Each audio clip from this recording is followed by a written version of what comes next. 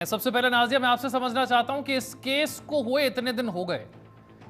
आमतौर पर हम देखते हैं कि जैसे जैसे वक्त बीतता है केस शांत हो जाता है, ठंडा पड़ जाता है, लोग उसके बारे में चर्चा करनी बंद कर देते हैं। यहां उलट हो रहा है। देश भर में विरोध बढ़ता चला जा रहा है। पहले तो सिर्फ डॉक्टर सड़कों पर थे, अब आम लोग भी सड़कों पर उतर आए हैं। हर रोज कहीं ना कहीं कैंडल मार्च हो रहा है और लोग कह रहे हैं कि जिस तरीके से जांच की गई वो ठीक नहीं थी। गड़बड़ कहां है? क्यों हाईकोर्ट को इतने कम दिनों के अंदर सीबीआई को यह जांच सौंपनी पड़ी और सीबीआई के सामने कितने बड़े चैलेंजेस हैं अब? विशाल जी, सबको पता है कि मैं पश्चिम बंगाल की वोटर हूँ। मेरी आवाज मुझे दोबारा जी जी। देखिए, ममता बनर्जी साहिबा का हमेशा से एक मोटो रहा है, केस दबाओ, आरोपी बचाओ और लाश को जल्दी जलाओ। आरोपी बचाने के लिए ये कोई नई चेष्टा नहीं है। कामदुनी का जब 3 बार बलात्कार हुआ था तो उसको जला देने से पहले ही डेथ सर्टिफिकेट इशू हो गया था। और कलकत्ता हाई कोर्ट के अंदर जिस हिसाब से वकीलों ने कहा है कि जो कमिश्नर साहब अभी बैठे हुए हैं, ये कामदुनी रेप केस के मामले में उस वक्त पीआईडी के ऑफिसर थे और प्रूफ को, एविडेंस को छुपाना।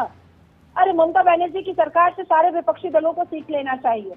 विक्टिम को किस तरीके से चरित्रहीन बताना है, ये भी ममता बनर्जी सरकार से सीखने की जरूरत है। क्योंकि छोटी बच्चियों का जब रेप होता है और मर्डर होता है तो ममता बनर्जी साहिबा बताती हैं कि नहीं, लड़की का लव अफेयर था और चिटचैट, उन्होंने व्हाट्सएप चिटचैट पढ़ा और लड़की प्रेग्नेंट भी थी। जब 2012 5 फरवरी को जब 2 मुसलमान लौंडों ने, नासिर खान, खादिर खान ने, जब सूरज जॉर्डन क्रिश्चियन लड़की का बलात्कार किया था तो ममता बनर्जी ने साथ कह दिया था।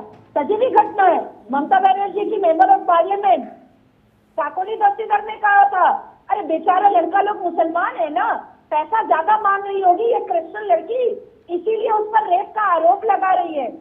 अब ये कि जो सरकार इस तरीके से एक महिला मुख्यमंत्री होते हुए इस तरह से महिलाओं को चरित्रहीन बताने का काम करेंगी और आरोपी को बचाने का काम करेंगी, लाश को जलवाने का काम करेंगी, केस को दबाने का काम करेंगी, एविडेंस को छुपाने का काम करेंगी और पुलिस को अपना दलाल बना करके पीछे पीछे घुमाने का काम करेंगी, क्या होगा ऐसे राज में महिलाओं का?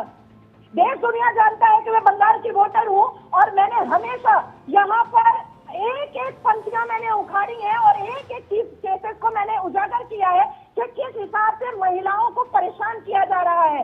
आप सोचिए, कल्याण बनर्जी जो कभी लोकतंत्र के मंदिर के बाहर सीढ़ियों पर उपराष्ट्रपति का मजाक बनाते हुए दिखते, आज जो महिलाएं कैंडल मार्च कर रही हैं उनके लिए शब्दावली सुनिए कि ऐसी ऐसी महिलाओं को सुरसुरी हो रहा है।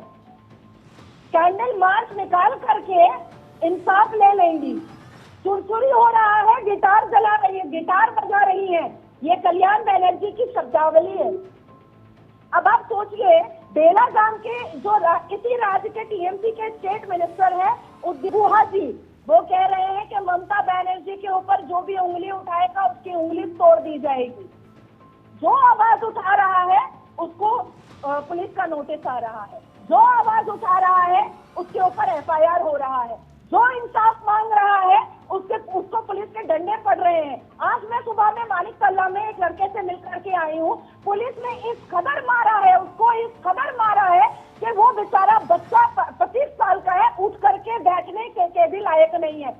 इंसाफ मांगा जाएगा, बेटियों की इज्जत आबरू के लिए सेफ्टी मांगी जाएगी, तो या तो नोटिस हाथ में दिया जाएगा या एफआईआर कर करके उसको जेल की हिरासत में भेजा जाएगा या बदन की हड्डियां तोड़ दी जाएंगी। ये है पश्चिम बंगाल की सरकार और ये है पश्चिम बंगाल से पुलिस।